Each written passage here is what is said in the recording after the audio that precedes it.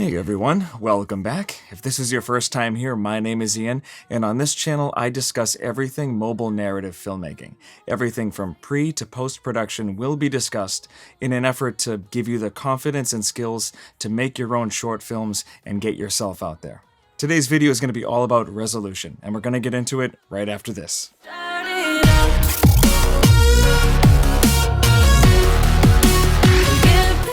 Resolution is the detail an image holds. Finally, a simple definition. The higher the number, the more detail, and vice versa. It's funny, resolution is one of those things that can sometimes cause a really heated debate. I can't for the life of me figure out why. It's important, sure, but it's kind of a dumb thing to argue about or call someone a name over or even swear at someone for. I'm going to let you in on a little secret, okay? So shh. The only people that are passionate enough to argue about something so dumb are tech heads and engineers. They are not your average Joe, which most viewers are your average Joes, who just want to watch a movie or a show.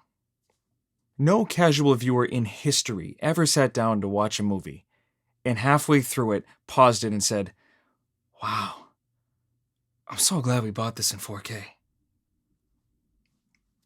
Said no one. Ever. Most people can't discern 1080p from 4K. It's a fact.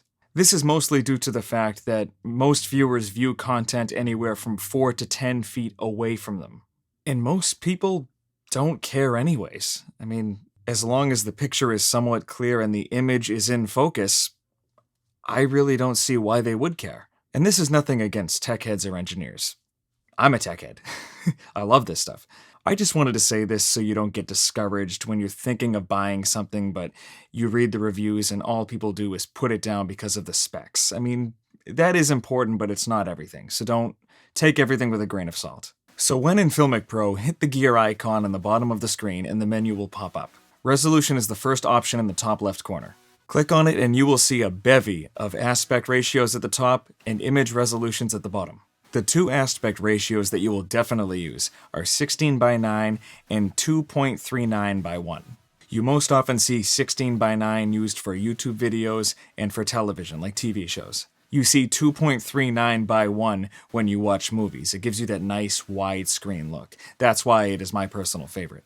The other aspect ratios I personally would only use for effect. For instance, if I wanted to make the audience feel a little claustrophobic, I would use 3:2, 1:1, or 2.76 by 1. They would all work in a different area or given circumstance. Now on to image resolution. The lowest you can go is 540p economy quality. This is great if you don't have a lot of storage on your device, or if you're trying to give the image an intentionally gritty look.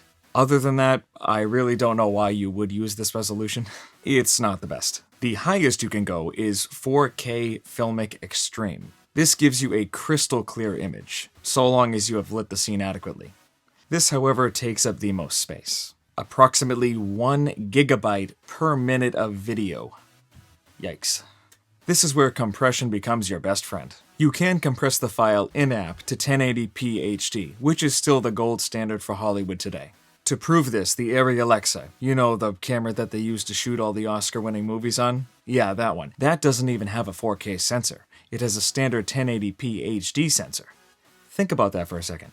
A cinema camera that costs $50,000 doesn't even have a 4K sensor, but the phone you walk around with in your pocket has a 4K sensor. God bless technology. Anyway, to compress the file, hit the arrow play button in the bottom right-hand corner. Then click on the video you just recorded. The menu will then pop up, click the downsample button, and choose 1080p. This will give you a nice, extra crispy image at only a fraction of the size. You might think compressing the file will degrade the image quality, but it's actually the opposite.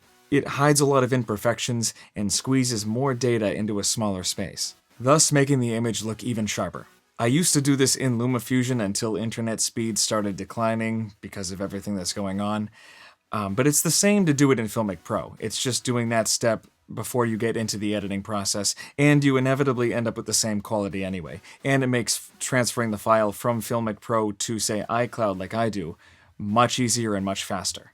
Long story short, don't let gear or storage limitations hinder your creative process. Instead, use them to your advantage to create something new or unique. That's how most art is created, out of limitation or often error. I know. Crazy, right? And that's the video, everyone. Thank you so much for watching. As always, like, comment, subscribe, ring the bell to get notified every time a new video comes out, and I'll see you in the next one. Thanks. Wanna run off and fly, and I'll tell myself it's fine to